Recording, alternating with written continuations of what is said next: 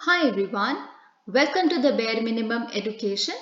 तो आज हम डिस्कस करेंगे 12 नवंबर 2022 की द हिंदू और द इंडियन एक्सप्रेस का newspaper analysis. But before I start, I just want to say one thing that in case you believe that these videos are helping you out in some way or the other, you can always let me know that by commenting below, liking the video and subscribing to my channel if you haven't done that. और आज की video बहुत ही ज़्यादा important है क्योंकि Indian express में कुछ ऐसे एडिटोरियल्स आए हैं जो ना ही बहुत इंटरेस्टिंग है पर बहुत इंपॉर्टेंट भी हैं।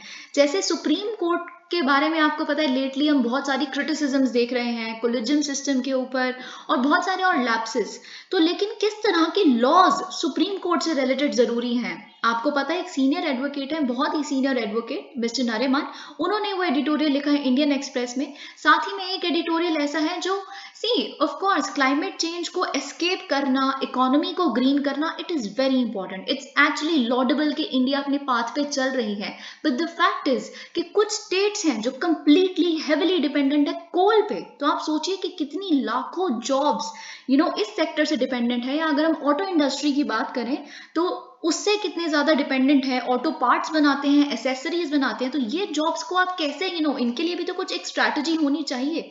तो अगर क्लाइमेट चेंज पे कोई ऐसे आता है या फिर क्लाइमेट चेंज पे कोई क्वेश्चन आता है, your narrative can not be one sided. आप एक साइडेड चीजें नहीं लिख सकते, आप दूसरी साइड का भी लिखेंगे कि क्या एग्जैक्टली उससे रिलेटेड कंसर्न्स हैं।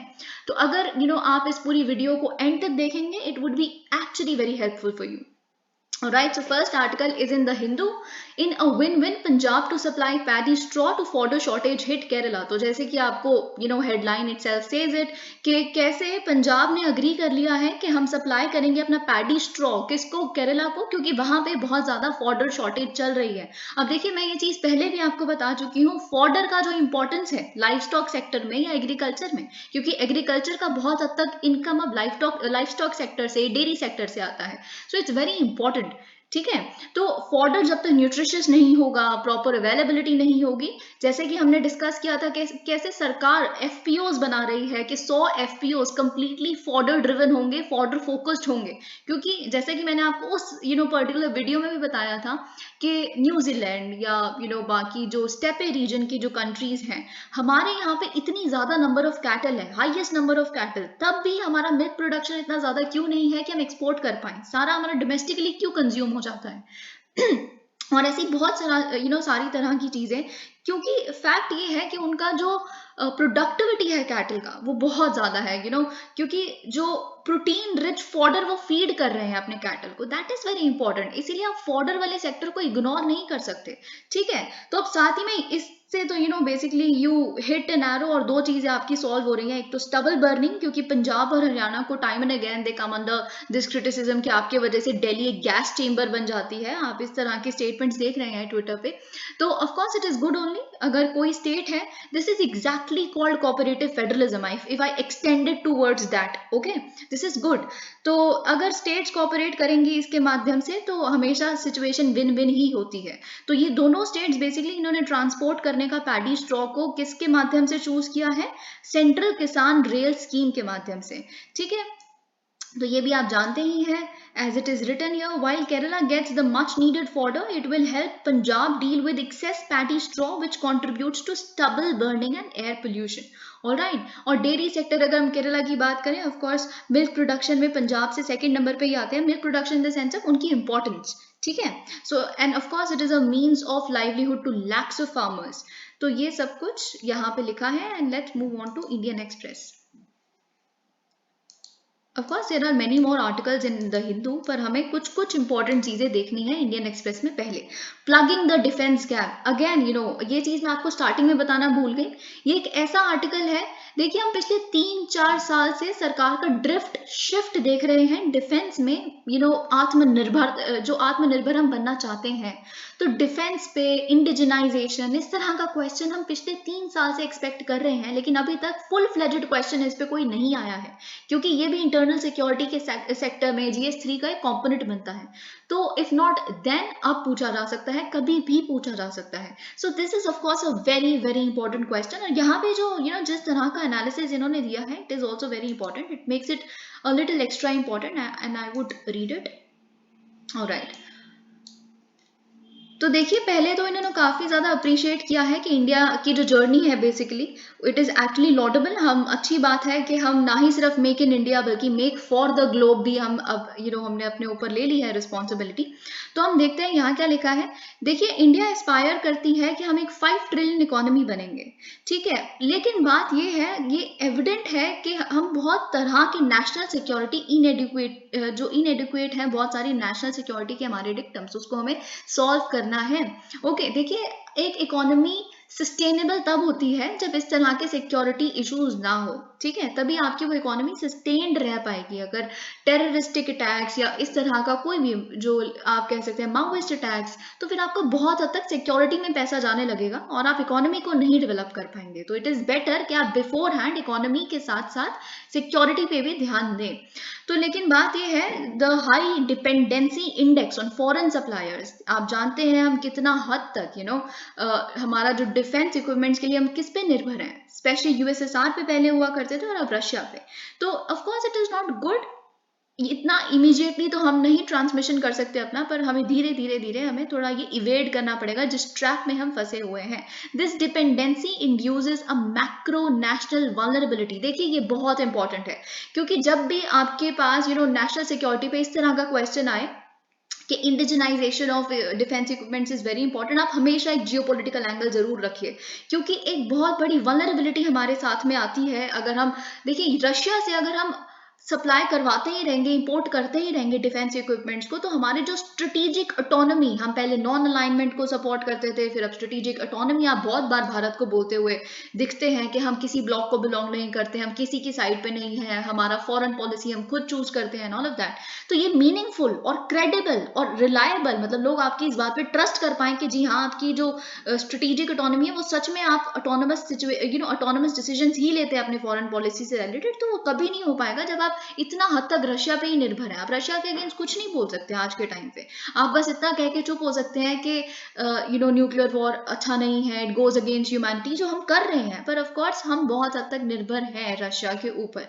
Further more the current gaps in combat capacity, और साथ में इसको भी हम इग्नोर नहीं कर सकते कि हमारी कॉम्बैट कैपेसिटी में कुछ गैप्स हैं। अगर गैप्स ना होते तो गलवान सेटबैक जो हमें चाइना ने दिया, वो इस चीज का इलिस्ट्रेशन है कि कुछ गैप्स हैं हमारे कॉम्बैट कैपेसिटी में, ठीक है। तो साथ में देखिए, अब डेफ एक्सपो हुआ, ऑफ कोर्स इंडिया फोकस था वो कंप्लीटली, क्योंकि डोमेस्टिक एंटिटीज ही अलाउड थी इसमें पार्टिसिपेट करने के लिए, या अफ्रीकन डिफेंस, आपको याद है अभी हमने रिसेंटली बहुत डिटेल में से डिस्कस किया था, जहाँ पे हमने एग्जिबिट किया कि किस तरह की हमारी डिफेंस इक्विपमेंट को बनाने की स्ट्रैटेजी है, और हम कैसे मेक फॉर ग्लोब भी चाहते हैं मेक इन इंडिया के साथ साथ। PM Modi asserted that that make in India is becoming a success story in the defense sector। और पीएम मोदी ने क्या बोला, our defense exports have grown 8 times and this is true। हमारे जो डिफेंस एक्सपोर्ट्स हैं वो 8 गुना ज्यादा बढ़ गए हैं पिछले 5 सालों में। हम एक्सपोर्ट कर रहे हैं डिफेंस मटेरियल्स और equipment to more than 75 countries of the world. आपको याद होगा फिलीपींस का एग्जाम्पल देखिए, कभी भी आता है ना, कुछ 5-6 चीजें मैं आपको बताऊंगी, वो लिखनी ही है एज एग्जाम्पल्स आपको डिफेंस के सेक्टर में। आप फिलीपींस को हमने ब्रह्मोस मिसाइल का पैक्ट साइन किया है, जरूर लिखिए, good example, it's is actually one of the most important examples अगर आप इसमें लिखेंगे एक्सपोर्ट सेक्टर में, ठीक है। तो we are exporting defence materials and equipment to more than 75 countries of the world. In 2021-22 defence exports from India, ये कितना रीच हो गया, $1.59 बिलियन, लेकिन हमारा क्या टारगेट है, $5 बिलियन का टारगेट है, ₹40,000 करोड़। ये एक एम्बिशियस टारगेट है। अगर आपका देखिए एम्बिशन इतना बड़ा है, तो आपका जो मिशन मोड स्ट्रैटेजी होनी चाहिए वो भी आप समझने की कोशिश करिए, बहुत स्ट्रांग होनी चाहिए, वो भी एम्बिशियस ही रखे, ठीक है। Unexpected exigency such as the Russian invasion. अब देखिए, जो एक्सटर्नल एनवायरनमेंट है ना, वो हमेशा वल्नरेबल ही होता है, आपको नहीं पता कि कब चीजें कैसे चेंज हो जाएं। जैसे यूक्रेन में इन्वेजन कभी किसी ने एक्सपेक्ट भी नहीं किया था, लोग सोच रहे थे कोल्ड वॉर अब रशिया अब चाइना और यूएस के बीच में होंगी, लेकिन रशिया बीइंग रशिया, उन्होंने दिखा दिया अभी भी वो पावर में है। Of course it is witnessing a lot of setbacks on the battlefield, that's a different story all together. Okay, and other factors जैसे कोविड किसी ने कभी भी इमेजिन भी नहीं किया होगा कोविड जैसा कुछ हो सकता है, लॉकडाउन जैसा कुछ हो सकता है। So these things, these events disrupted the global economy and related supply chains as well. तो इससे देखिए, इसके साथ साथ इन एक्सटर्नल वल्नरेबिलिटीज के साथ साथ और क्या, रुपी वीकन हो रहा है क्योंकि यूएस टाइटन कर रहा है अपनी करेंसी को, वो अप्रिशिएट हो रहा है, डॉलर अप्रिशिएट हो रहा है रुपी के अगेंस्ट, ठीक है। तो फिर अब ऑब्वियसली जो हमारा इंडिया का डिफेंस मैन्युफैक्चरिंग इकोसिस्टम है, इसके लिए बहुत चैलेंजिंग है ये सब कुछ चीजें। अगर आप कुछ बाहर से कुछ इनपुट भी इंपोर्ट कर रहे हैं तो उसके लिए पहले अगर आप 70 रुपए दिया करते थे तो अब आप 80 रुपए देते हैं $1 के लिए। तो सपोज समझ के देखिए कि कितना कॉस्टली अफेयर हो गया है डिफेंस में खुद को एनहांस करना। अगर हम देखिए ये पैराग्राफ है ना, it sums up a lot. अगर आपसे कुछ भी हमारी ग्रोथ स्टोरी के बारे में या कुछ भी 3-4 पॉइंट 3-4 एग्जांपल्स देखने के लिए है तो आपको ये as it is you have to ratify and copy and paste, ठीक है। अगर हम एक क्विक रिकैप ले कि सबसे ज्यादा रीसेंट डिफेंस रिलेटेड इवेंट्स क्या है, तो हम सबसे पहले लिखेंगे commissioning of the indigenously designed and built aircraft, जिसका नाम है INS विक्रांत। हमने इसको फाइनली अपने सर्विस में कमीशन कर लिया है। Number 2, the firing of an SLBM submarine launch ballistic missile from the INS Arihant. Number 3, the radical decision, ये तो बिल्कुल लिखिएगा क्योंकि हमने जो मैन्युफैक्चर करने का एस्टैब्लिश किया है फैसिलिटी को, तो एक मिलिट्री ट्रांसपोर्ट एयरक्राफ्ट C295 जो एक बेसिकली हम प्राइवेट पब्लिक एक जॉइंट वे में बना रहे हैं पहली बार, ठीक है। तो ये आप इंपॉर्टेंट जरूर लिखिएगा। Then comes the example of the induction of the made in India Prachand LCH light combat helicopter, ठीक है। और साथ में आप ये देख सकते हैं जो डील हमने रशिया के साथ की है कि हम मैन्युफैक्चर करेंगे कलाशनिकोव टाइप लाइट वेपन या स्मॉल आर्म्स इन इंडिया। तो देखिए रशिया ये सिर्फ एक ऐसी कंट्री आप कह सकते हैं, अभी तो यूके भी काफी एनकरेज हो गया है इस चीज से, क्योंकि वो रशिया को बेसिकली साइड पे करना चाहते हैं, क्योंकि उन्हें ऐसा लगता है कि हम डाइवर्सिफाई करेंगे गिवन द फैक्ट रशिया को सब आइसोलेट कर देंगे धीरे धीरे। तो India is very smart and of course India would choose to diversify its defense supplies। तो इजराइल, यूके, यूएस इन पे शिफ्ट करना शुरू करेगा। तो इससे यूके जैसी कंट्रीज भी अब काफी आगे आगे कह रही हैं कि हम टेक्नोलॉजी ट्रांसफर करेंगे, कोई इतनी बेस्ट डील आपको ऑफर नहीं करेगा, जबकि रशिया ऑलरेडी करता है। रशिया एक मात्र वो स्टेट है जो हमारे साथ जॉइंटली प्रोडक्शन करने के लिए तैयार है चीजों को, वो हमें टेक्नोलॉजी भी ट्रांसफर करते हैं। उनको ये डर नहीं है कि वो अपनी सुपर पावर स्टेटस खो देंगे डिफेंस में अगर वो हमारे साथ डिफेंस टेक्नोलॉजी शेयर कर लेंगे। पर बाकी यूएस को डेफिनेटली ये है। हाउएवर अगर लेकिन देखिए ये तो हमने सारी सक्सेस स्टोरीज लिख दी। आप पहले लिखेंगे INS विक्रांत के बारे में, फिर आप लिखेंगे SLBM के बारे में जो हमने टेस्ट फायर की, फिर आप C295 के बारे में लिखेंगे, फिर आप कलाशनिकोव टाइप लाइट वेपन्स के बारे में भी लिख सकते हैं। लेकिन अगर हम इन चीज़ों का ऑब्जेक्टिव रिव्यू दें, ये तो सब्जेक्टिवली हमने खुद के बारे में अच्छाइयाँ कर ली, अगर हम इसको बिल्कुल keep your self apart from the analysis of it और हम बिल्कुल ऑब्जेक्टिवली देखें तो ये जो मेड इन इंडिया इनिशिएटिव्स हैं इसके बारे में बहुत सारी चीज़ें रिवील होती हैं। So let's just dig into it. Regrettably, India does not yet have the domestic competence to। अब देखिए बात ये है हमारे पास कोई डोमेस्टिक कंपिटेंस नहीं है कि हम डिजाइन खुद कर पाए, हमारा इनोवेशन खुद करें, हमें पता चले अच्छा नीड हमारी ये और चाहिए ये और हम बना देंगे उसको, या फिर हम खुद प्रॉपरली कंप्लीटली स्क्रैच से इन्वेंट भी खुद करें, मैन्युफैक्चर भी खुद करें किसी सिग्निफिकेंट कॉम्बैट वेपन को या प्लेटफॉर्म को, और हम बहुत हद तक डिपेंडेंट है फॉरेन सप्लायर्स के ऊपर अपने इस तरह के क्रिटिकल कंपोनेंट्स के लिए। अब देखिए जब तक आपका दिमाग खुद का नहीं होगा ना किसी चीज में, which lies at the core of combat index, है ना, तब तक एवरीथिंग रिमेन्स सेकेंडरी, तब तक आप कंप्लीटली आत्मनिर्भर नहीं बन सकते। Okay, it is commendable thus that India is now going to manufacture the C295 transport aircraft in a collaboration with Airbus, France के साथ हम कर रहे हैं। पर रियलिटी है इसकी जो इंजन है, इसका एवियोनिक्स है, जो लैंडिंग गियर है, वो सब कुछ अब्रॉड से आएगा और उसको बस इंटीग्रेट किया जाएगा हमारी इंडियन एंटिटी द्वारा। So this is of course very revealing. इस तरह से सोच के देखिए, this is true for almost every major platform on 3 services. हर तीनों सर्विसेज में यही है। अगर हम कहीं पे भी इंडिजनाइजेशन कर रहे हैं, उसका इंजन, एवियोनिक्स, कोई गेट, कुछ ना कुछ बाहर से आ रहा है। While there are some promising green shoots, but of course इन्होंने कहा है कुछ प्रॉमिसिंग ग्रीन शूट्स भी हैं। फॉर इंस्टेंस अब यहाँ पे भी आप ये एग्जाम्पल लिख सकते हैं, आपने ये लिख दिया, एक लाइन में लिखेंगे, ऑफ कोर्स आप इतना बड़ा तो कुछ नहीं लिख सकते। Then of course you give this example कि एक 155 मिलीमीटर जो आर्टिलरी गन्स हैं जो हमने डिस्कस कर चुकी है, क्या होता है कैलिबर, ये सब कुछ हम देख चुके हैं बहुत पहले। ओके तो ये जो आर्टिलरी गन्स हैं जो डिज़ाइन भी की गई हैं और मैन्युफैक्चर भी की गई है हमारी ही कंट्री में, तो this is known as meaningful indigenisation, ठीक है, it is known as credible आत्मनिर्भरता, ठीक है। सो दिस कॉल, अब देखिए अगर हमें इसी को सस्टेन करना और बड़े लेवल पे लेके जाना है तो इसके लिए बहुत सस्टेन फंडिंग सपोर्ट चाहिए, इस तरह का इकोसिस्टम चाहिए जो इन तरह के एफर्ट्स को नर्चर करे, प्रमोट करे, एनकरेज करे। और आप समझने की कोशिश करिए, इनोवेशन, डिज़ाइन, मैन्युफैक्चरिंग तब तक नहीं हो सकती जब तक आप रिसर्च और डेवलपमेंट में पैसा नहीं खर्च करते एज सरकार। ये बहुत इंपॉर्टेंट है। आप सबसे ज़्यादा अच्छे अगर वैक्सीन प्रोड्यूस करना चाहते हैं, आप सबसे ज़्यादा अच्छे डिफेंस इक्विपमेंट्स प्रोड्यूस करना चाहते हैं, आप सबसे ज़्यादा अच्छा किसी भी तरह का करिकुलम बनाना चाहते हैं, at the heart of it, at the core of it lies research and development. आप प्रमोट कीजिए यूथ को, वो बैठे घंटों के हिसाब से या कितना भी टाइम लगे, it is very derogatory to tell to a student कि आप 30 साल तक पढ़ ही रहे हैं। It is not like that, research takes time, promote them, encourage them. So this is, और साथ में फंड करें उनके उतनी पढ़ाई का जो समय ले रही है और आपकी कंट्री को एक नाम ला के देगी, ठीक है, तो उसको फंड करें आप। So as per data collated by World Bank, अगर हम ये डेटा तो बिल्कुल आपको लिखना ही है, you have to copy paste it. Economic survey में भी इस तरह का डेटा आता है हर साल कि हम रिसर्च डेवलपमेंट में बहुत ज़्यादा लैक कर रहे हैं। तो India has been able to allocate only 0.66% of GDP 2018 towards research and development. अगर हम वर्ल्ड एवरेज की बात करें, इट इज़ अराउंड 2.63%। ओके, तो अगर हम बाकी जो नेशंस हम जिनसे बेसिकली इंपोर्ट कर रहे हैं, अगर हम उनके स्तर तक पहुंचना चाहते हैं, उनको भी ब्रीच करना चाहते हैं, तो एक बार हम उनकी भी देख लेते हैं कितनी परसेंटेज है, ठीक है, परसेंटेज ऑफ GDP कितना वो अपना रिसर्च और डेवलपमेंट पे लगा रहे हैं। तो इजराइल में 5.44, ठीक है, अगर हम USA की बात करें it is 3.45, Japan 3.26, despite the fact कि इनका तो कोई डिफेंस वाला इस तरह का कुछ है भी नहीं। तो बाकी चीज़ों में रिसर्च करते हैं ये लोग, they are working on cars, automobiles for example, cell phones and all of that। तो आप देख सकते हैं चाइना में 2.4 है research and development.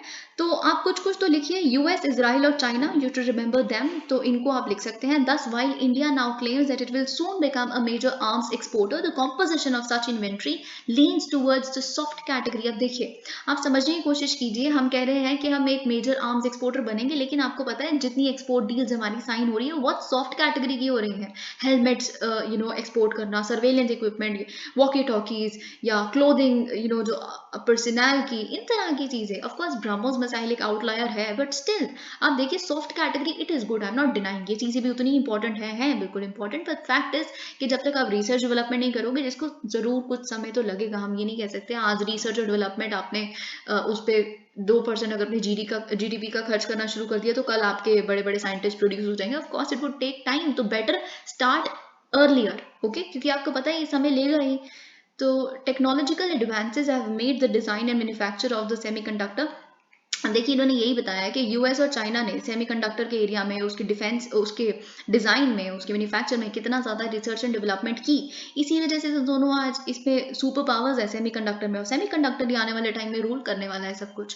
Paradoxically Indian brain power is very visible in the, अब यही बात है ये बहुत टचिंग और बहुत इमोशनल बात है वैसे, कि इंडिया का जो ब्रेन पावर है, देखिए बाहर USA में क्यों हमारे जैसे लोग, वाई इज़ सत्य नडेला या और भी बहुत सारे सुंदर पिचाई, ये लोग क्यों हैं वहाँ पे? क्योंकि हमारे पास दिमाग है बहुत ज़्यादा। लेकिन हम हर तरह की फूड चेन में, जैसे सेमीकंडक्टर्स में ही देख लीजिए, हम हैं but as employees of the global venture capitalist, not as the, आप कह सकते हैं, owners of our own innovation, है ना। तो वो बहुत इंपॉर्टेंट है और उसके लिए ये एक नेशनल पॉलिसी डिबेट का मुद्दा होना चाहिए, और इस पे रिसर्च एंड डेवलपमेंट जितना जल्दी हो सके, हेल्थ, एडुकेशन और रिसर्च और डेवलपमेंट, इन पे ज़रूर खर्चा होना चाहिए। Alright, now this is the article I was talking about, climate in Ranchi। तो झारखंड ने बनाई है, Jharkhand, this is very important, आप इसको एग्जाम्पल के रूप में, वैसे तो इसकी रिपोर्ट आने में 1 साल लगेगा, so if today is November, okay, अगर आप अगला मेंस लिखेंगे तो तब तक तो ये नहीं आ पाएगा रिपोर्ट, लेकिन फिर भी as an example you can always quote it. Jharkhand ने कॉन्स्टिट्यूट किया है एक टास्क फोर्स को, कि कैसे जो भारत ट्रांजिशन कर रहा है एक ग्रीन इकोनॉमी की तरफ, वो कैसे हमारी मिनरल रिच स्टेट को अफेक्ट करेगा। तो ये जो पैनल है, which is of course the first of its kind in the country, ये देखेगा कि क्या मैग्नीट्यूड और क्या नेचर ऑफ इफेक्ट्स होगा हमारी हमारी इंडस्ट्री पे, या फिर हमारा जो एक्सेलरेटेड फेज आउट होगा हमारी कोल माइंस का या कोल बेस्ड इंडस्ट्रीज का, हमारी इकोनॉमी पे इसका क्या असर पड़ेगा, और साथ ही साथ में उन पे क्या असर पड़ेगा जो लोग कंप्लीटली डिपेंडेंट हैं इन तरह की इंडस्ट्रीज पे। ओके तो अगर हम COP26 की बात करें जो ग्लासगो में लास्ट टाइम हुई, तो हमने देखा कि इंडिया ने किस तरह से एम्बिशियस टारगेट्स रखे। 2070 तक हम कार्बन न्यूट्रलिटी अटेन करने की बात कर रहे हैं। हम साथ ही में प्लेज किया है कि 2030 तक हम 50% हमारी जो एनर्जी डिमांड्स हैं, नीड्स हैं, उसको हम रिन्यूएबल से केटर करने की कोशिश करेंगे। तो ये बहुत ही बहुत ही क्रूशल चीजें हैं।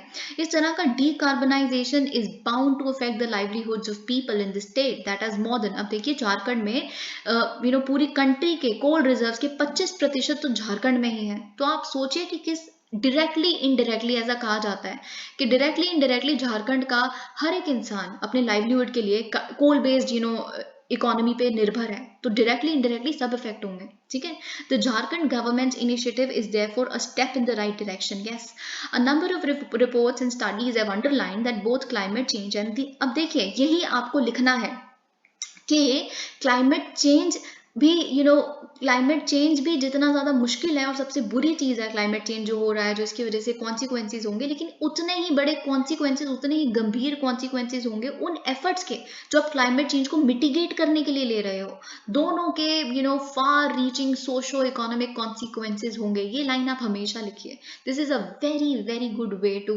Make your answers comprehensible, make your answers comprehensive. Okay, however, the understanding of how this churn will affect the lives of local communities will remain sketchy. Surveys on pollution and its health effects, forest cover reports, and data on water contamination and groundwater extraction do provide valuable insight into the environmental challenge faced by these states.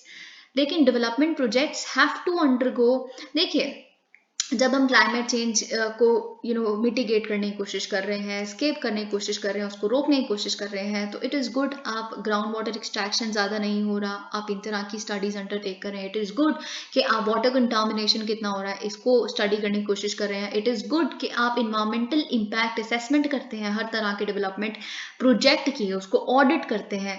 Very good. And state governments have climate action plan, again very good. पर ये documents, इस तरह का कोई भी environmental impact assessment, कोई भी social impact assessment, कुछ भी ये डॉक्यूमेंट्स कनेक्ट नहीं करते डॉट्स को कि इकोनॉमी और ग्लोबल वार्मिंग एक दूसरे से कैसे लिंक्ड है। ठीक है, initiatives such as the one undertaken by Jharkhand, if executed well, could lay the ground for meaningful conversations. अगर ये सही तरह से एग्जीक्यूट किया जाता है इनका ये एक्शन, ये रिपोर्ट जो भी सबमिट करेंगे एक साल के अंदर अंदर जो भी होगा, अगर उसको प्रॉपरली एग्जीक्यूट किया जाता है तो सेंटर और स्टेट के बीच में जो इस बात पे कॉन्वर्सेशन होनी चाहिए, it will be very helpful and very fruitful in that manner. And it is very important, it is very imperative that it अभी तक तो वैसे कोई एडुकेट अटेंशन इस चीज़ पे नहीं देखी गई है, but it is good Jharkhand is doing this. Making the countries net zero drive, again this is a phrase you can always use.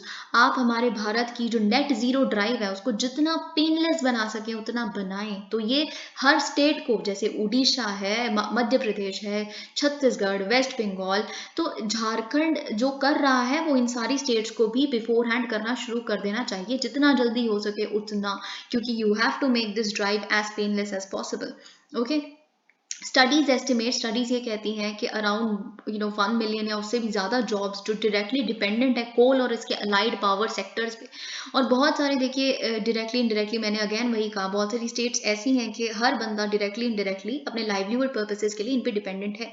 तो उसको समझने की कोशिश करिए, इवैल्यूएट कीजिए। India's climate commitments are not just about limiting the use of hydrocarbons, the country for instance will need to find a balance between conserving forest, of course.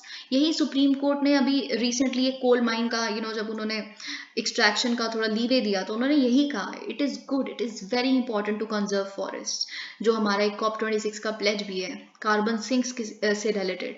But of course it is equally important to ensure the well-being of our people, their livelihoods. Okay, क्योंकि ये बहुत important है। Roads बनना, dams बनना भी उतनी important है, पर डैम्स कहाँ बन रहे हैं ये चीज़ मैं थोड़ा यहाँ पे अपना डिस्क्लेमर ऐड कर रही हूँ।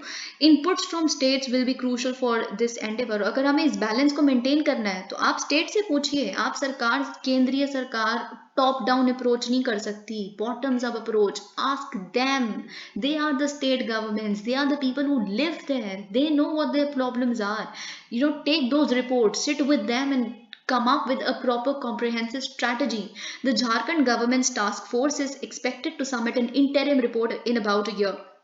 But the imperatives of climate compatible growth demand that this exercise does not remain a one time affair. Yes, ये एक टाइम अफेयर नहीं होना चाहिए। सारे स्टेट गवर्नमेंट्स को बेसिकली यही करना चाहिए, बजट मेकिंग एक्सरसाइजेज में भी इसे इंक्लूड करना चाहिए इन तरह के डिबेट्स को। A quote of the future. Okay, now this was the article I was talking about. अगर आप चाहें, अगर बाय चांस एथिक्स के पेपर में कहीं पे आपको यूज होता है, या फिर आप GS2 में भी कर सकते हैं, देयर इज नो हार्म। अगर आपको बहुत लिखने कुछ है नहीं, इतना बड़ा मैटर लिखने के लिए, तो कुछ तो लिखोगे ही आप, तो आप एक कोट डाल दीजिए उसके स्टार्टिंग में, not too much, because you can't bring ethics too much into the GS papers, rest of the GS papers, but of course एक दो तो चलता है। Like if I read it, like old clocks, our judicial institutions need to be oiled, wound up and set to true time। ये कहा था Lord Harry wolf ने।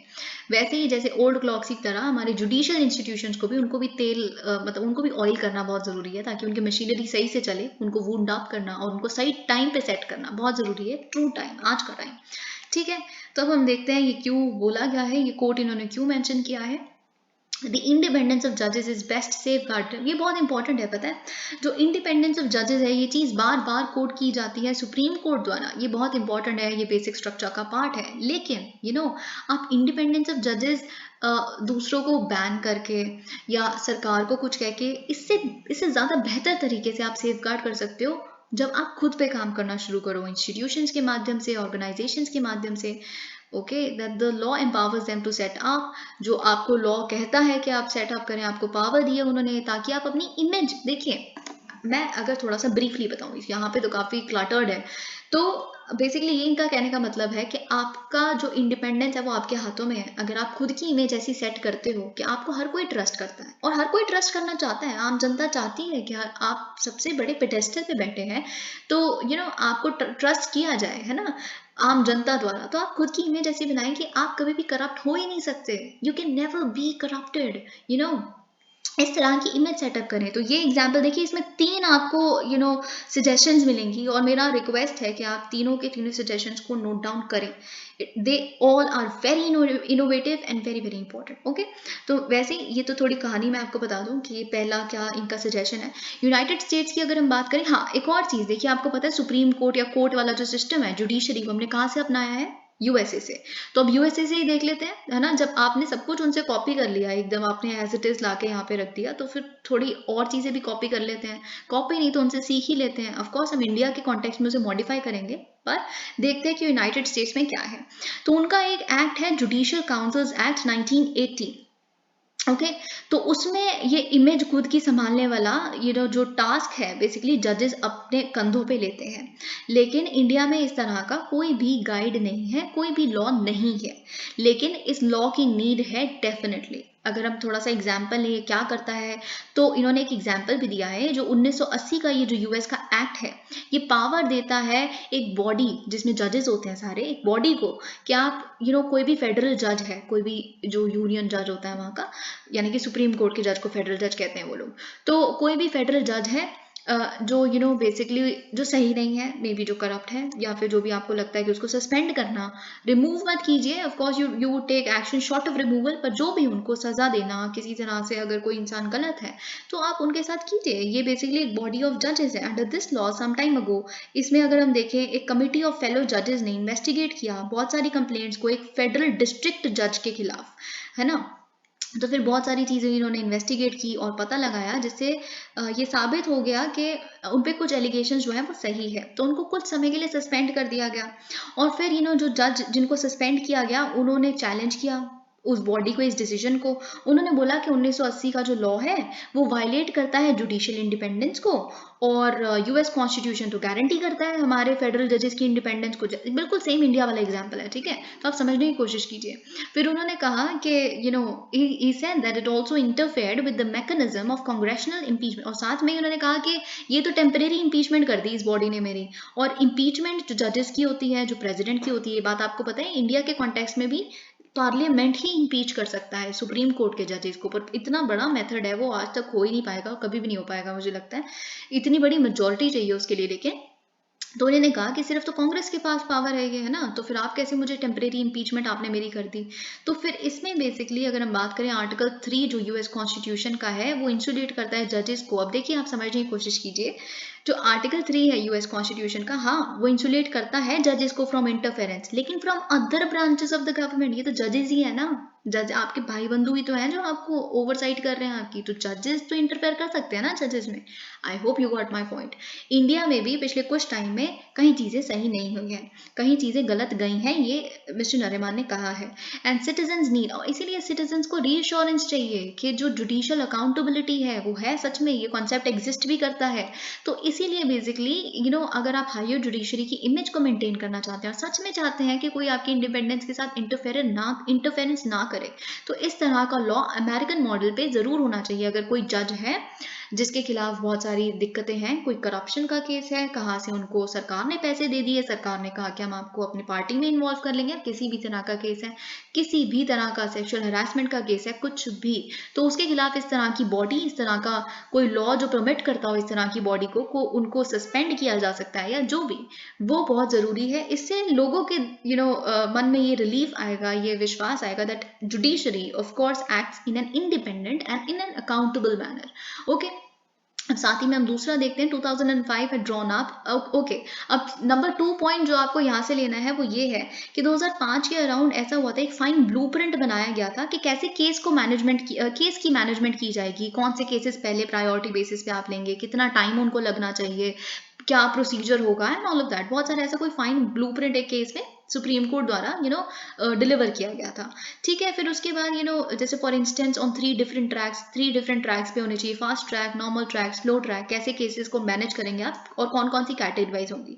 फिर एक बार सुप्रीम कोर्ट ने दोबारा बोला कि आप इम्प्लीमेंट करें इस डिटेल्ड ब्लूप्रिंट को, अपने नीचे जो हाई कोर्ट्स हैं बाकी, उनको बोला कि आप इस ब्लूप्रिंट को इम्प्लीमेंट कीजिए, ठीक है। लेकिन हाई कोर्ट्स ने ऐसा नहीं किया। तो देखिए बात ये है, अब ये चीज़ एक एविडेंट फैक्ट है कि हाई कोर्ट्स के स्तर पे बहुत ज़्यादा रोड ब्लॉक्स हैं, बहुत ज़्यादा डिलेज है, पेंडेंसी सुप्रीम कोर्ट में सबसे कम है, सबसे ज़्यादा पेंडेंसी डिस्ट्रिक्ट कोर्ट्स, फिर उसके बाद हाई कोर्ट्स में, और बहुत सारे रोड ब्लॉक्स भी हैं। और उनकी एडमिनिस्ट्रेटिव फंक्शनिंग में भी बहुत सारे, क्योंकि देखिए सीधी सी बात ये है कि जो अगर सुप्रीम कोर्ट एक कॉन्स्टिट्यूशनल कोर्ट है तो हाई कोर्ट्स भी कॉन्स्टिट्यूशनल कोर्ट है। सुप्रीम कोर्ट उनको ऑर्डर्स नहीं दे सकता। हाँ, सुप्रीम कोर्ट का जो भी वर्डिक्ट आती है वो आप कह सकते हैं बाइंडिंग होती है हर एक कोर्ट पे, हर एक लॉयर पे, हर एक बेंच पे, that is a different thing. पर आप सुप्रीम कोर्ट अगर कॉन्स्टिट्यूशनल बेंच है, अगर आपने सुप्रीम कोर्ट ने बार बार किसी हाई कोर्ट को कुछ कह दिया तो हाई कोर्ट कह देगा कि कॉन्स्टिट्यूशन हमारी इंडिपेंडेंस को भी इंश्योर करता है और हम भी कॉन्स्टिट्यूशनल कोर्ट्स हैं, हम किसी की विम्स और फैंसीज पे डिपेंडेंट नहीं है। तो इसीलिए, लेकिन बात यह है फिर भी क्रिटिसिज्म किसका होता है? सुप्रीम कोर्ट का, राइट? आपने कभी देखा है कि कोलिजियम सिस्टम में गलत सुप्रीम कोर्ट को कहा जा रहा है, डिलेज के लिए सुप्रीम कोर्ट को गलत कहा जाता है ना? तो हर चीज का जब criticism supreme court, apex court अपने ऊपर ले रही है, तो सुप्रीम कोर्ट को इतना तो किसी तरह की रिस्पॉन्सिबिलिटीज के साथ इंटरेस्ट करना चाहिए कि हाई कोर्ट्स की फंक्शनिंग को भी सही से वो इंश्योर करें। वरना इफेक्टिव एपेक्स कोर्ट का मतलब ही क्या है? ठीक है, क्योंकि अगर supreme court is made answerable हमारे हर क्रिटिसिज्म जो जनता करती है, तो फिर उनको पावर भी तो दो, आंसरेबिलिटी उनको दिए, तो power to have that functioning proper अपने लोअर कोर्ट्स द्वारा, इस तरह की पावर भी तो देनी चाहिए, ठीक है। And judicial governance means that all जजेस who are constitutionally entrusted with the responsibility of protecting the rights of citizens must also be seen to be persons of rectitude. They must take annual financial disclosure. अब ये third आपके लिए suggestion है जो आपको यहाँ से लेके जाना है। थर्ड सजेशन ये कहता है कि देखिए अगर हम बात करें कि आप डिस्क्लोजर करें अपने फाइनेंशियल एसेट्स कितने हैं आपके पास कितनी प्रॉपर्टी है, इस तरह की चीज़ें जो यूएस में करता है, जो वर्ल्ड की ओल्डेस्ट डेमोक्रेसी है, तो वर्ल्ड की लार्जेस्ट सबसे पॉपुलस डेमोक्रेसी इंडिया, उसको भी तो ये करना चाहिए। हर एक जज को, सुप्रीम कोर्ट, हाई कोर्ट, जितने भी जस्टिस हैं, स्पेशली सुप्रीम कोर्ट, उनको सबको basically they should come up. देखिए हम बार बार कहते हैं मिनिस्टर्स, प्राइम मिनिस्टर, सेंट्रल और स्टेट मिनिस्टर्स अपनी प्रॉपर्टी या फिर एमपीज या एमएलएज अपनी प्रॉपर्टी को डिस्क्लोज नहीं करते, एसेट्स को डिस्क्लोज नहीं करते, तो लेट जजेस set an example for them. ठीक है, तो अगर जजेस एग्जाम्पल सेट करेंगे अपने सारे इस तरह के फिनेंशियल डिस्क्लोजर्स करके, it would be good only. ये ऑफ कोर्स आप कह सकते हैं तीनों ही चीजें जो सुप्रीम कोर्ट की इमेज है, इंडिपेंडेंस को ट्रू सेंस में इंश्योर करने की कोशिश करेगा।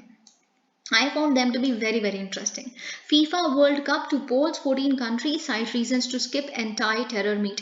अब आपको पता है कि टेररिज्म एक बहुत इंपॉर्टेंट टॉपिक है, और टेररिज्म से रिलेटेड कोई भी अगर देखिए अब तो और इम्पॉर्टेंट है इस बार के पेपर के लिए, it is even more important, क्योंकि अभी आपको पता है कि यूनाइटेड नेशन सिक्योरिटी काउंसिल की हमने काउंटर टेरर मीटिंग मुंबई और दिल्ली में होल्ड की। फिर उसके बाद हम इसी हफ्ते अराउंड एक और no money for terror ministerial conference को भी होल्ड करेंगे। फिर उसके बाद हम जैसे ही गिव अप करने लगेंगे अपनी यूनाइटेड नेशन सिक्योरिटी काउंसिल की टेम्पररी मेंबरशिप को, फिर हम जाते जाते भी काफ़ी एम्फेसाइज करेंगे टेररिज्म के मुद्दे पे। तो ये हमारे लिए बहुत बड़ा टॉपिक है इस बार।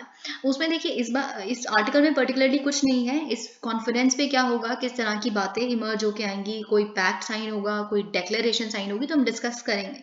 पर अभी क्या पता चल रहा है कि क्योंकि फीफा 2022 वर्ल्ड कप होने वाला है, कहीं कंट्रीज़ में बेसिकली जनरल इलेक्शंस होने वाले हैं, बहुत सारी चीज़ें 14 कंट्रीज़ ने मना कर दिया है कि हम इन रीजंस की वजह से नहीं अटेंड कर पाएंगे।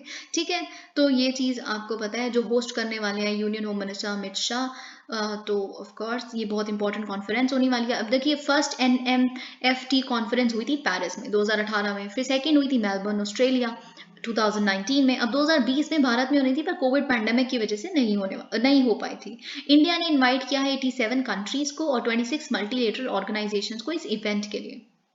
ओके, जैसे कतर में हमने देख लिया फीफा वर्ल्ड कप की वजह से, मलेशिया में जनरल इलेक्शंस हैं क्योंकि वहाँ का पार्लियामेंट डिसॉल्व हो गया, इराक में उन्होंने कहा है कि हमने अभी अपना कैबिनेट सेट नहीं किया, हमने तो अपॉइंट नहीं किए वहाँ के सारे मेंबर्स। इराक में तो आपको पता है पॉलिटिकल सिचुएशन क्या चल रही है।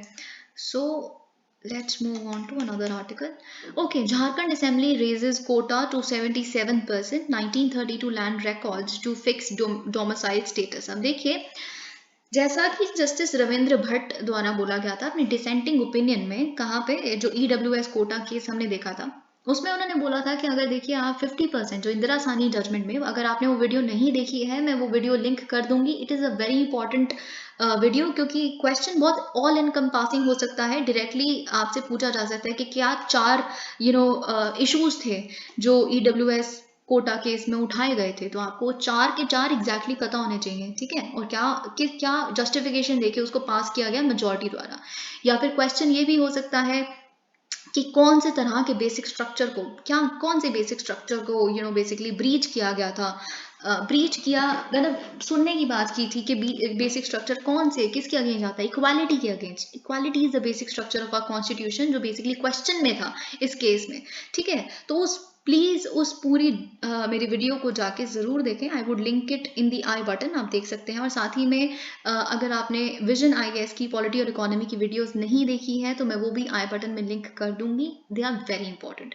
ओके, तो फाइनली उन्होंने क्या बोला था जस्टिस रविंद्र भट्ट ने कि आप पेंडोरा बॉक्स खोल रहे हो जो 50%, क्योंकि 50% तो मेरिटोरियस बच्चों को दोगे ना जो अपने कंप्लीटली हार्डवर्क के बेसिस पे, अरे वो जनरल कैटेगरी है, कोई भी कैटेगरी है, पर वो सिर्फ और सिर्फ अपने हार्डवर्क के बेसिस पे अगर लड़ रहे हैं तो 50% सीट्स तो उनके लिए होनी चाहिए। और EWS कोटा क्या कर देता है कि 40% कर देता है, तो आपने इंदिरा साहनी जजमेंट को क्या किया, आपने ब्रीच कर दिया। ठीक है, उसको वॉयलेट कर दिया एक तरीके से।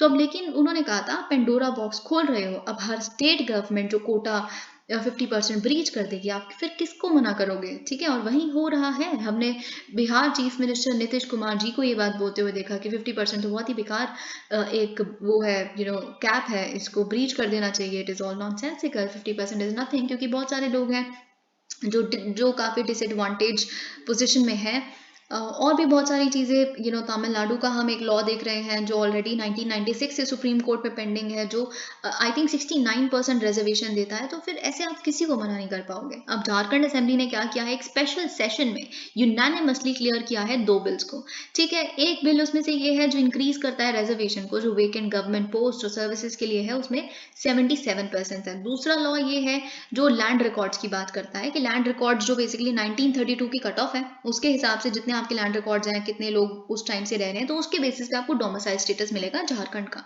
ठीक है, तो बेसिकली मतलब लोकल रेजिडेंस की डेफिनेशन है जो डोमिसाइल स्टेटस के बेसिस पे होती है, उसका कट ऑफ डेट 1932 करने का। अब साथ ही में चीफ मिनिस्टर ने बोला है कि जो बिल्स हैं they would come into force only when the centre carries out amendments to include these. मतलब कॉन्स्टिट्यूशन में एक अमेंडमेंट होगा जिसमें ये जो बिल्स हैं 9 शेड्यूल के तहत उनको ऐड किया जाएगा। और 9 शेड्यूल तो आपको पता है कि वो हर तरह के बिल को जुडिशियल स्क्रूटनी के बियॉन्ड रख देती है कि इन पे बेसिकली आप जुडिशियल रिव्यू नहीं हो सकता। लेकिन 2007 में एक लैंडमार्क रूलिंग आई थी, आप पढ़ते हैं ये बहुत बारी एडीआर एडीआर केस जब भी आप पढ़ते हैं, IR Coelho versus state of Tamil Nadu, जो एक 9 जज कॉन्स्टिट्यूशन बेंच था जिसमें सुप्रीम कोर्ट ने यूनानिमसली ये कहा था कि देखिए इससे कोई फर्क नहीं पड़ता कि 9 शेड्यूल में कोई लॉ पड़ा है तो हम उसके बेसिक स्ट्रक्चर टेस्ट उसको नहीं करेंगे, forget that, it is not even true. तो आप बिल्कुल ये तो लेजिस्लेचर को अपनी विम्स एंड फैंसीज के हिसाब से कुछ भी नहीं करने देंगे। तो let's see what happens now, we can't really say anything. तो हम द हिंदू के सारे आर्टिकल्स अब डिस्कस करेंगे। All right. Okay, so first article which we are going to discuss is economy का एक आर्टिकल, नॉट एक्चुअली इकोनॉमी पर हमने कल भी डिस्कस किया ही था, उसी का एक फॉलो अप है। Yellen pushes for global cooperation on the regulation of crypto currency, nothing much your honestly. यहाँ पे आपको पता है कि यूनाइटेड स्टेट्स की जो ट्रेजरी सेक्रेटरी है येलन, जेनेट येलन, तो वो फिनेंस मिनिस्टर निर्मला सीतारमन जी से मिली और उन्होंने बोला है कि हमने काफ़ी डिस्कशन इस तरह की जो क्रिप्टो करेंसी के आसपास रिवॉल्व कर रही थी कि उसको रेगुलेट करना बहुत ज़रूरी है। उन्होंने कहा कि जो बाइडन और कमला हैरिस की जो एडमिनिस्ट्रेशन है वो बहुत कैटेगोरिकली फोकस्ड है कि और हमने काफ़ी प्रोग्रेस भी की है कि हम इस तरह की रेगुलेशन कर पाएँ, क्योंकि इलिसिट फिनेंसिंग नहीं होनी चाहिए क्रिप्टो करेंसीज के माध्यम से। तो हमने काफ़ी प्रोग्रेस की है, लेकिन हमें पता है there is a long way to go, और हमें पता है कि इसके लिए बहुत ज़्यादा कॉपरेशन चाहिए बाकी कंट्रीज़ के साथ भी। पर साथ साथ में कुछ बेनिफिट्स भी हैं क्रिप्टो करेंसी के, इसीलिए cost of cross border payments जो है वो भी हमने रिड्यूस करनी है। तो हमें साथ में रेगुलेशन भी करनी है और रिड्यूस भी करना है इस तरह की कॉस्ट को। अगर और आप भारत सरकार की तो हिस्ट्री को जानते ही हैं, क्रिप्टो करेंसी के कितने खिलाफ हैं। RBI के भी आप जानते हैं स्टैंड क्या है उन्होंने तो साफ बोल चुके हैं RBI के जो गवर्नर हैं कि अगर कल को कोई भी बहुत बड़ा कैटास्ट्रोफी, इकोनॉमिक कैटास्ट्रोफी हो जाता है क्रिप्टो करेंसी की वजह से, do not come to us, हम कैसे सेव करेंगे, क्योंकि जब डिसेंट्रलाइज्ड ही है सब कुछ तो how will we save the economy in that case. China confirms she will attend G20 summit in Bali, meet Biden Macron. तो ये तो चीज़ हमें कल ही कंफर्म हो गई थी जब US प्रेसिडेंट जो बाइडन ने बोला कि हम मिलेंगे, हम रेड लाइन्स देखेंगे कि उनका कोर नेशनल इंटरेस्ट क्या है, हमारा कोर नेशनल इंटरेस्ट क्या है, और दोनों कॉन्फ्लिक्ट में तो नहीं है, बहुत सारी और बातें होंगी। तो ये चीज़ हमें कल ही कंफर्म हो गई थी कि जो बाइडन और चाइनीज प्रेसिडेंट शी जिनपिंग मिलने वाले हैं G20 समिट जो इंडोनेशिया यानी कि बाली में होने वाली है उसकी साइड लाइन्स पे। लेकिन अब साथ ही साथ में हमें ये भी पता चला है कि चाइनीज फॉरेन मिनिस्ट्री द्वारा ये भी पता चला है कि मिस्टर शी और भी प्रेसिडेंट से मिलेंगे, और भी लीडर से मिलेंगे। We will just look at it, जो नवंबर 14 से 17 को होने वाली है ये G20 समिट आपके लिए बहुत इंपॉर्टेंट है, क्योंकि इसके बाद हमें फॉर्मली ऑफिशियली हैंड ओवर कर दी जाएगी भारत को। और भारत का लोगो हम डिटेल में डिस्कस कर चुके हैं, वो वीडियो आप जाके ज़रूर देखें, उसके थंबनेल में लोगो ही बना हुआ है। उसका एथिकल कॉनोटेशन क्या है, ये एक बहुत ही गो टू क्वेश्चन है, आ सकता है, ठीक है, एथिक्स के पेपर में। तो यहाँ पे बेसिकली और किससे मिलेंगे, okay they would also visit. अब देखिए बहुत इंपॉर्टेंट है कि चाइना किस किस से मिलता है, बहुत इंपॉर्टेंट है, क्योंकि चाइना और इंडिया नेबर्स हैं। अगर वो हमारे नेबरहुड में बहुत ज़्यादा घुसने की कोशिश करेंगे, या फिर जहाँ पे हमारे इंटरेस्ट है उसको आके काउंटर करने की कोशिश कर रहे हैं, या बहुत ज़्यादा बाकी कंट्रीज़ को अपने पे डिपेंडेंट बना रहे हैं, तो इंडिया को ये देखना बहुत ज़रूरी है। तो किससे शी जिनपिंग मिलते हैं, इट इज़ वेरी इंपॉर्टेंट। वो सेंट्रल एशियन मिनिस्टर से जाके अभी रिसेंटली समरकंड समिट से पहले मिले वॉज वेरी इंपॉर्टेंट, क्योंकि सेंट्रल एशिया में हम भी उसे अपना एक्सटेंडेड नेबरहुड देखते हैं और सेंट्रल एशिया की इंपॉर्टेंस बहुत बढ़ती जा रही है, स्पेशली जब से अफगान ट्रूप विड्रॉल हुआ, उसके बाद रशिया का जो यूरेशियन ड्रीम है, ये सब कुछ हम देख चुके हैं। तो हम देखते हैं फाइनली क्या है। He would also visit Thailand में जाएंगे, जो एपेक समिट होने वाली है, एपेक इकोनॉमिक लीडर्स मीट, ये भी बहुत इंपॉर्टेंट है। हम एपेक को बहुत डिटेल में डिस्कस करेंगे क्योंकि जो बाइडन भी यहाँ जा रहे हैं। अब देखिए ये दोनों लीडर्स इससे पहले कब मिले हैं, ये जब वाइस प्रेसिडेंट्स थे, जब मिस्टर जो बाइडन वाइस प्रेसिडेंट थे बराक ओबामा के टाइम पे, और आपको पता है कि शी जिनपिंग भी वाइस प्रेसिडेंट थे हू जिनताओ के टाइम पे, तो ये लोग तब मिले थे। फॉरेन मिनिस्ट्री स्पोक्स पर्सन, अब इन्होंने साथ में क्या बोला है मिस्टर शी, और किस किस से बायलेटरल मीटिंग करेंगे, फ्रेंच प्रेसिडेंट इमैनुअल मैक्रन के साथ भी, सेनेगल के प्रेसिडेंट भी, आप तो अफ्रीका वाला फैक्टर देख सकते हैं, फिर अर्जेंटीना वाला फैक्टर देख सकते हैं, अर्जेंटीन प्रेसिडेंट से भी मिलेंगे ये। तो अर्जेंटीना में आपको याद होगा अभी रिसेंटली हमने इंडिया ने क्या बोला था, क्योंकि अर्जेंटीना ने काफ़ी इंटरेस्ट दिखाया है कि रुपी में हमसे ट्रेड करने के लिए तैयार है। तो इंटरनेशनल स्तर पे आप कह सकते हैं रुपी को ले जाने की बात है, उसमें कुछ कुछ कंट्रीज जो अपना इंटरेस्ट दिखा रही है, लैटिन अमेरिकन, तो बहुत इंपॉर्टेंट है। तो उसमें अब शी जिनपिंग का मिलना तो हमें थोड़ा कंसर्न से देखना है। लेकिन बात यह है कि ये वो कंट्रीज हैं जिन्होंने रिक्वेस्ट की है बेसिकली चाइना से कि हमें मिलना है आपके लीडर से। तो बाकी कंट्रीज भी हो सकता है, of course they have left the doors open. Biden urges world leaders to step up climate fight. Alright, देखिए प्रेसिडेंट जो बाइडन ने बोला है यूएन क्लाइमेट टॉक्स पे, जो आपको पता है इजिप्ट में चल रही है, कि यूनाइटेड स्टेट्स बिल्कुल अपने ट्रैक पे है, हम अपने कार्बन एमिशंस का जो टारगेट है हम बिल्कुल अचीव कर ही लेंगे, और हम अर्ज करते हैं बाकी नेशंस को भी कि वो ये जो ग्लोबल वार्मिंग की कैटास्ट्रोफी है इसको आप अवर्ट कर सकते हैं, आप इसको प्रिवेंट कर सकते हैं। मिस्टर बाइडन ने बोला है कि हमने देखिए ऑलरेडी $369 बिलियन का पैकेज ऑलरेडी रिलीज कर दिया है, जो हम यूएस इकोनॉमी को ग्रीन करने के लिए यूज करेंगे, और ये तो एक एग्जाम्पल है जो वर्ल्ड के हर नेशन को फॉलो करना चाहिए। तो है ना, इट इज़ वेरी आयरॉनिकल, क्योंकि ये बात इस बारी यूएन टॉक्स का एजेंडा क्या है, आपने उस पर तो कुछ बोला ही नहीं, क्लाइमेट फाइनेंस पे आपने बस अपना बोल दिया कि ये एक एग्जाम्पल है जो हम अपनी कंट्री को ग्रीन कर रहे हो ना आप, आपकी ग्लोबल वार्मिंग की वजह से जो बाकी कंट्री सफर कर रही है उनको ग्रीन करने के लिए कौन पैसा देगा। तो ये बहुत बड़ा क्रिटिसिज्म है यूएस का, ठीक है। तो the climate crisis is about, अब इन्होंने वही बोला है जो इनकी पहली सरकारें डेमोक्रेटिक पार्टीज बोला करती थी, ये सेम चीज़ अगर आप कभी टाइम हो तो देख सकते हैं, हिलारी क्लिंटन भी बोलती थी, that the climate crisis is about human security, economic security, environmental security, national security, and the very life of the planet.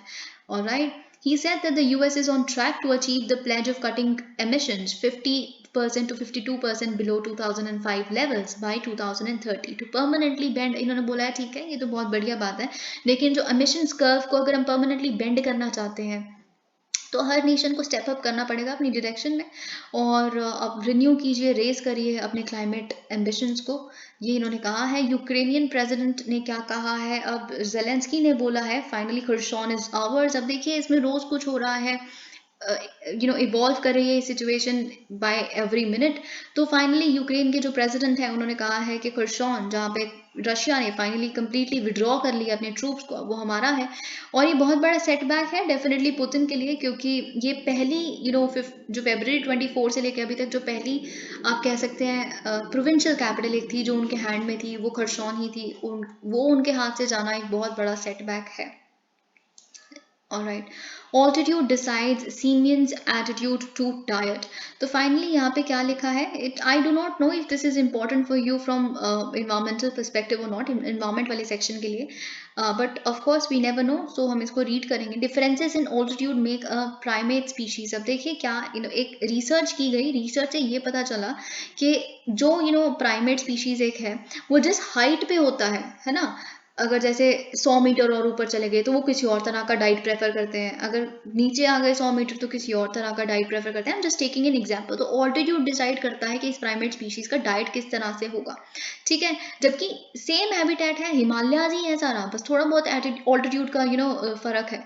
तो बेसिकली देखिए बात क्या है, ये स्टडी क्या कहती है, जो हिमालयन ग्रे लंगूर है या फिर हम जैसे चंबा सेक्रेड लंगूर कहते हैं, ठीक है, आप इनका सेमनोपिथिकस एजिक्स ये आप याद कर सकते हैं, you never know scientific name आ जाए and you will have to identify what is it a cosmetic chemical, is it what is it, a weed, is it a plant, but it is a primate species. Okay, तो ये कोलबाइन है. कोलबाइन कौन होते हैं? जो leaf eating monkeys होते हैं. ठीक है, तो ये कोलबाइन है और लीफ ईटिंग है तो मतलब लीव्स खाते हैं, लेकिन अपने टेस्ट के चेंज के लिए ये कभी कभी कुछ और भी खा लेते हैं. जब आप लीफ खाते रहेंगे तो अपने चेंज के लिए कुछ और भी. तो जो स्टडी की गई वो बात ये थी कि यहाँ पे इन्होंने ऑल्टीट्यूड में फर्क देखा. अगर हम देखें, हिमाचल प्रदेश की एक वाइल्ड लाइफ सेंचुरी है काला टॉप खज्जर वाइल्ड लाइफ सेंचुरी. तो काला टॉप फॉरेस्ट के आसपास जिनका एवरेज ऑल्टीट्यूड है 2396 मीटर्स, और फिर जो खज्जर फॉरेस्ट पे एवरेज ऑल्टीट्यूड है 2188 मीटर्स. तो अगर हम देखें कि अराउंड 208 मीटर दूर है दोनों, लेकिन इस ऑल्टीट्यूडनल गैप की वजह से एक ह्यूज डिफरेंस आ जाता है कि मंकी क्या खाते हैं अपने ब्रेक में, जब वो लीव्स खाने से ब्रेक लेते हैं अपने टेस्ट चेंज के लिए. तो इससे पता चला कि जो काला टॉप वाला ग्रुप है वो अपना क्रेविंग को सेटिस्फाई करते हैं फ्लावर्स खा के. ठीक है, और जो खज्जर ग्रुप है वो फ्रूट्स खाते हैं. सो this is how of course availability क्या है, फ्रूट्स की ज़्यादा है, फ्लावर्स की ज़्यादा है, ये भी एक फैक्टर है ही. This goes without saying, but the fact is उनके ऑल्टीट्यूड्स का भी कोई इम्पैक्ट है उनके डाइट पे. ये भी एक इम्पॉर्टेंट फाइंडिंग है. Supreme Court extends protection for area around Shivling. Now of course कि सुप्रीम कोर्ट ऑलरेडी अलाउ कर चुकी है कि वाराणसी डिस्ट्रिक्ट कोर्ट में एक्सटेंड कर सकते हैं. और आपको पता है 5 विमेन थी, ये हम बहुत बार डिस्कस कर चुके हैं इंडियन एक्सप्रेस के एक्सप्लेन सेक्शन में भी. तो फाइनली सुप्रीम कोर्ट ने फ्राइडे को डायरेक्ट किया है कि जो शिवलिंग जहाँ पे basically was reportedly found inside the Gyanvapi mosque, उसके प्रेमाइसेस को, उसके आसपास वाले रीजन को प्रोटेक्ट किया जाएगा जब तक फर्दर ऑर्डर्स नहीं आ जाते. तो हम देखते हैं यहाँ क्या लिखा है. Courts must take up civil suits against. अब this is a very very innovative suggestion. Again, ex Supreme Court judge, very very renowned Supreme Court judge, अभी बहुत रिसेंटली तो नहीं, पर ऑफ कोर्स हम जब डिस्कस कर ही रहे थे न्यूज़पेपर्स, उसके आसपास ही कहीं इनकी रिटायरमेंट हुई है. तो फॉर्मर सुप्रीम कोर्ट जज रोहिंटन फली नरिमन, जो बेसिकली उनके फादर द्वारा लिखा गया, हमने आर्टिकल अभी देखा है इंडियन एक्सप्रेस में एडिटोरियल, ये उन्हीं के फादर थे बेसिकली.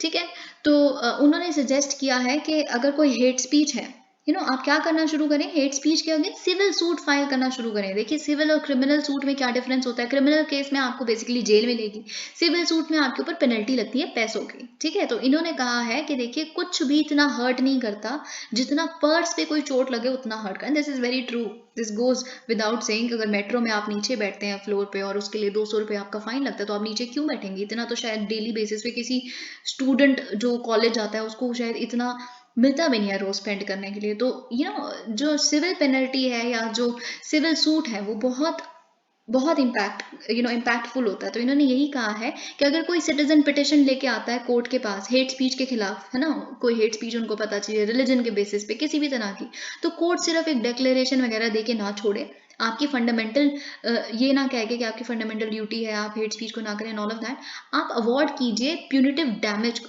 ठीक है, तो बेसिकली अगर आप फ्रेटर्निटी को प्रोटेक्ट करना चाहते हैं, ये बहुत हेल्पफुल रहेगा अगर आप हेट स्पीच को पीनलाइज करना शुरू कर देंगे. ये एक बहुत इनोवेटिव एग्जांपल है, आप लिख सकते हैं. Soon 142 police stations in Kerala to be child friendly. तो देखिए केरला ऐसा क्यों कर रहा है, क्योंकि अभी बहुत रिसेंटली जो हमारे होम मिनिस्टर हैं अमित शाह जी, उनके द्वारा एक एडवाइजरी आई थी जिसमें उन्होंने कहा था कि हमें चाइल्ड वेलफेयर पुलिस ऑफिसर्स चाहिए. तो उसी का हम देखते हैं follow up. Kerala will shortly have 142 full-fledged child-friendly police stations और इन्होंने हेड स्टार्ट कर दिया है. ठीक है, देखिए चाइल्ड सेंटरिंग पुलिसिंग है ना हमारी कंट्री के लिए बहुत इंपॉर्टेंट है. तो उसके लिए अगर स्टेट्स धीरे धीरे स्टेप अप कर रही है, इट्स वेरी इंपॉर्टेंट. तो जिस तरह का इंफ्रास्ट्रक्चर नेसेसरी होगा, एक राइट एम्बियंस ताकि बहुत इंटीमिडेटिंग ना लगे, स्टेशन को डर ना जाए, फियर बहुत ज़्यादा कि आप रिपोर्ट ही ना कर पाए, इस तरह का कुछ एम्बियंस में चेंज चाहिए, या किसी तरह की ट्रेनिंग में चेंज चाहिए पुलिस ऑफिसर्स की, या फिर उनके माइंडसेट में कि आप डील कैसे करेंगे अगर कोई भी बच्चे के अगेंस्ट केस आता है, यानी कि एज अ परपेट्रेटर या विक्टिम आता है कोई बच्चा आपके पास, तो उसको कैसे आप हैंडल करेंगे. तो देखिए केरला किसके साथ एसोसिएट करके ट्रेन करेंगे, यूनाइटेड नेशंस चिल्ड्रंस फंड के साथ, यूनिसेफ. ठीक है, so it's very very important and definitely एक प्रिकर्सर है. सारी स्टेट्स धीरे धीरे would follow up in this case. Alright, let's move on to another article. देखिए अगर आप कोई हेडलाइन देखते हैं जो हम डिस्कस नहीं कर रहे हैं, हम उसको इसलिए डिस्कस नहीं कर रहे क्योंकि वो इंपॉर्टेंट है ही नहीं. I just mark them up for myself. Okay, center silence on judicial postings condemnable. अब सुप्रीम कोर्ट में अगेन, सुप्रीम कोर्ट बहुत इंपॉर्टेंट टॉपिक है, इस पे कोई ना कोई क्वेश्चन तो आएगा ही। Either it would be very full fledged के सुप्रीम कोर्ट का पहले तो कोलिजियम के ऊपर, फिर उसकी इंडिपेंडेंस के ऊपर, फिर साथ ही में ये भी आ सकता है कि कुछ सेंटर और एग्जीक्यूटिव और जुडिशरी का टसल है, कुछ भी हो सकता है, there can be anything. Okay, तो सुप्रीम कोर्ट ने फाइनली लैम्बेस्ट किया है सेंटर को कि आप क्यों नाम रोक लेते हैं, आप कुछ बताते ही नहीं, हमने रेकमेंड किए, कोलिजियम ने आपको रेकमेंड किए, 5 मेंबर कोलिजियम ने, कि बेसिकली ये पर्टिकुलर अपॉइंटमेंट्स हमें करनी है, ठीक है, चाहे वो हाई कोर्ट हो, चाहे वो सुप्रीम कोर्ट हो। अगर आपको नहीं आपको लगता है कि सही नहीं है, आप इनको अपॉइंट नहीं होते देखना चाहते, तो आप साइलेंट मत रहिए। इन एक्शन क्यों आप चूज करते हैं, आप बताइए, आपको नहीं पसंद तब भी बताइए, या उसको अप्रूव कीजिए हमारे द्वारा रेकमेंड किए गए नामों को, ठीक है। तो मतलब इन्होंने बोला है कि आपने ये जो इन एक्शन या साइलेंस सरकार ने अडॉप्ट करने शुरू कर दी है, it is some sort of device to force worthy candidates. ये हमारे चीफ जस्टिस ऑफ इंडिया द्वारा आई थिंक ये स्टेटमेंट आई है, if I'm not wrong, no, I think this bench was led by Justice Sanjay Kishan Kaul। तो उन्होंने कहा है कि आप बेसिकली ये डिवाइस को मत अपनाइए साइलेंस की या इनएक्शन की, क्योंकि आप अगर उनका नाम अप्रूव नहीं करेंगे तो जो वर्दी कैंडिडेट्स हैं या प्रोमिनेंट लॉयर्स हैं जिनको बेसिकली हम अपॉइंट करना चाह रहे हैं, उनको लगेगा सरकार is not happy with us, और फाइनली वो मोरल उनका लूज होके वही अपने नाम को विड्रॉ कर लेंगे, अपने कंसेंट को विड्रॉ कर लेंगे। तो government neither appoints the persons nor communicates it's reservation if any on the names, keeping the names pending is something not acceptable। ये इन्होंने कहा है। देखिए, आपको पता है जो हमारे लॉ मिनिस्टर किरेन रिजिजू हैं, वो बहुत ज़्यादा रिलेंटलेसली अटैक कर रहे हैं कोलिजियम सिस्टम को कि ट्रांसपेरेंसी नहीं है, और मैंने आपको एक फ्रेज बताया था अंकल जज सिंड्रोम, तो इस तरह की चीज़ें आप लिख सकते हैं। पर बात इन्होंने ये कहा है अपने ऑर्डर में, बेंच ने कहा है, देखिए there are enough checks and balances, collegium system का ठीक है आप विरोध करते हैं, नहीं पसंद करते ट्रांसपेरेंसी अकाउंटेबिलिटी, आपको क्या पता कोलिजियम सिस्टम के अंदर कितने चेक्स और बैलेंसेस हैं, क्या पता जजेस एक दूसरे के ऊपर चेक करते हों कि अपॉइंटमेंट सही से हो रही है कि नहीं, किस बेंच से कौन सा कोलिजियम में मेंबर उठाया जा रहा है, ताकि कोई भी इंटरफेरेंस ना हो पाए। So in the current collegium system of judicial appointments, the bench says there are a lot of checks and balances and there's no need to fear। Supreme court orders release of all life convicts in Rajiv case. तो देखिए finally क्या हुआ है, supreme court ने Friday को order किया है कि इमीडिएटली रिलीज कर दिया जाए जो 6 लाइफ कॉन्विक्ट्स हैं। लाइफ कॉन्विक्ट्स मतलब जिनको लाइफ इम्प्रिजनमेंट का सजा मिली हुई है। तो basically they have been prison for more than 3 decades, 30 साल से ज्यादा। किस केस में? राजीव गांधी असैसिनेशन केस, हमारे फॉर्मर प्राइम मिनिस्टर के असैसिनेशन केस में, ठीक है। तो ये जो 6 कॉन्विक्ट्स हैं, नालिनी, रविचंद्रन, जय कुमार, संथन, मुरुगन, रॉबर्ट पयास, ठीक है, तो इनको बेसिकली रिलीज कर दिया गया है। देखिए अगर आप इंडियन एक्सप्रेस पढ़ते हैं फिजिकल कॉपी में, that was not important and hence I am not discussing it here, it is not important. उसमें उन्होंने बताया है कि कैसे किस किस कॉन्विक्ट का क्या क्या हाथ था, किस किस तरह से इन्वॉल्व थे वो इस पर्टिकुलर केस में। तो आप उसको पढ़ सकते हैं just so that you should have a basic generic understanding of the concept और द केस, ठीक है। अ बेंच ऑफ जस्टिस BR गवाई, BB नागरत्ना, जो आपको पता है कि हमारे chief justice of India, first women chief justice of India बनेंगी। उन्होंने बोला है कि तमिलनाडु स्टेट कैबिनेट ने रेकमेंड कर दिया था प्री मेच्योर रिलीज इनकी टू द गवर्नर। अब गवर्नर को सितंबर 2018 में जब एक रेकमेंडेशन, एक एडवाइस मिल गई है स्टेट कैबिनेट द्वारा कि इनको प्री मेच्योर रिलीज करना है, ठीक है, तो गवर्नर ने क्या किया, instead of taking a call, governor ने पास कर दिया ये सारी फाइल्स को सेंटर को। सेंटर का क्या लेना देना है इसमें, ठीक है। द गवर्नर चाहे प्रेसिडेंट, उनका खुद का कोई डिस्क्रिशन नहीं होता, इन दोनों को सिर्फ और सिर्फ एक्ट करना होता है at the aid and advice of the government। तो अगर कहीं पे लिखा है कि गवर्नमेंट द्वारा पास कर दिया गया एक लॉ, तो वो नहीं होता, उसका मतलब होता है सरकार ने वो लॉ पास कर दिया। तो governor was bound by the advice of the cabinet in cases of murder as their conviction. देखिए टाडा एक एक्ट हुआ करता था, अगर आपको याद हो, जैसे UAPA आप कह सकते हैं, अब तो एक काफी कम रिप्रेसिव एक्ट है, टाडा, पोटा, ये सारे एक्ट्स थे जो टेररिज्म के खिलाफ थे, बट ऑफ कोर्स ये एक्ट्स अब लैप्स हो चुके हैं। Terrorism and disruptive activities prevention act, इसके तहत जब इसको लैप्स किया गया बेसिकली, तो उसके बाद स्टेट गवर्नमेंट को, स्टेट कैबिनेट को, गवर्नर को टेररिज्म के या फिर मर्डर के मामले में जो भी एडवाइस देनी थी, और गवर्नर को उसको फॉलो करना था, तो उन्होंने वो नहीं किया, गवर्नर ने सेंटर को फाइल दे दी। तो बेंच ऑफ कोर्स अब देखिए फाइनली उन्होंने फिर सुप्रीम कोर्ट ने इनको रिलीज कर दिया। Thank you so much, please like the video.